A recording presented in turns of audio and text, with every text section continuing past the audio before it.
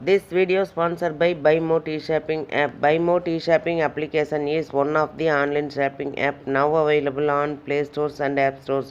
இது எதுக்காக கொடுத்துருக்கோம் அப்படின்னு வந்து பார்த்தீங்கன்னா, இந்த BuyMo T-Shoppingல போய் நீங்கள் ஷாப்பிங் பண்ணும்போது கண்டிப்பாக பொருள் வந்து தரமானதாக நியாயமானதாக கண்டிப்பாக இருக்கும். இது வந்து நீங்கள் அமேசான் ஃப்ளிப்கார்ட்டில் ஆர்டர் பண்ணுறதை விடவும் இது வந்து விலை குறைவாக கிடைக்கும். கண்டிப்பாக கம்பேர் பண்ணி பாருங்கள், கம்மியாக கிடைக்கும். அதே மாதிரி இதோட லிங்க் வேணும்னா நான் வந்து டிஸ்கிரிப்ஷனில் கொடுத்துருக்கேன். அந்த டிஸ்கிரிப்ஷனில் போய் டச் பண்ணிங்கன்னா அந்த லிங்க்கை டச் பண்ணும்போது நீங்கள் ப்ளே ஸ்டோர் போகும். அதை வந்து டவுன்லோட் பண்ணி நீங்கள் வந்து உங்களுடைய ஆர்டரை நீங்கள் வந்து எடுத்துக்கலாம்.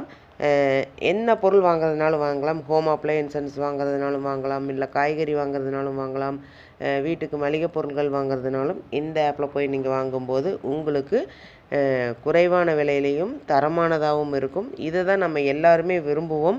அதே நம்ம விரும்புகிற மாதிரி பொருள் வேணும்னா நீங்கள் ஒரு தடவை இந்த BuyMo ஷாப்பிங் பண்ணி பாருங்கள், உங்களுக்கு ரொம்ப ரொம்ப பிடிக்கும். லிங்க் வந்து டிஸ்கிரிப்ஷனில் இருக்குது, யூஸ் பண்ணிக்கோங்க.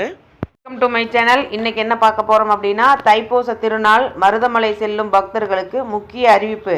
கோவை மக்களை நோட் பண்ணிக்கோங்க, இது ரொம்ப யூஸ்ஃபுல்லான வீடியோ. கண்டிப்பாக எல்லாரும் ஸ்கிப் பண்ணாமல் பாருங்கள். தைப்பூசத்தை முன்னிட்டு கோவை மாவட்டம் மருதமலையில் உள்ள சுப்பிரமணிய சுவாமி கோவிலுக்கு பக்தர்கள் 2 சக்கர மற்றும் 4 சக்கர வாகனங்களில் செல்ல அனுமதி இல்லை என தெரிவிக்கப்பட்டுள்ளது. பொதுமக்கள் கூட்ட நெரிசலில் சிக்கிக் கொள்வதை தவிர்க்கும் வகையில் இந்த நடவடிக்கை மேற்கொள்ளப்பட்டுள்ளதாக கோயில் நிர்வாகம் சார்பில் அறிவிக்கப்பட்டுள்ளது. கோவை மாவட்டத்தில் மேற்கு தொடர்ச்சி மலைகளுக்கு இடையே எழில் கொஞ்சும் பகுதியில் அமைந்துள்ளது மருதமலை சுப்பிரமணிய சுவாமி கோவில்.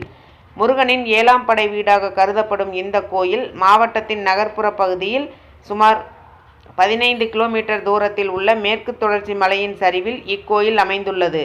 இக்கோயிலுக்கு கோவை மாவட்ட மக்கள் மட்டுமன்றி திருப்பூர், ஈரோடு, நீலகிரி உள்ளிட்ட பல்வேறு மாவட்டங்களை சேர்ந்த மக்களும் வருவது வழக்கம்.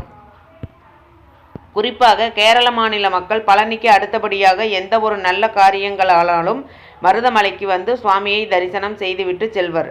முருக பக்தர்களுக்கு பிடித்த கோயில்களில் டாப் 10 பட்டியலில் மருதமலை கட்டாயம் இடம் பிடித்திருக்கும்.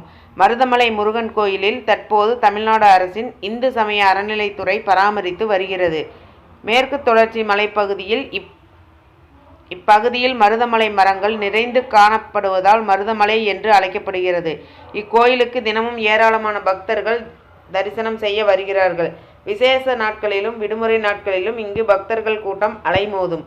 முருகனுக்கு உகந்த தினமான தைப்பூசம் கொண்டாடப்பட உள்ள நிலையில் மருதமலை கோயில் நிர்வாகம் சார்பில் முக்கிய அறிவிப்பு வெளியிடப்பட்டுள்ளது.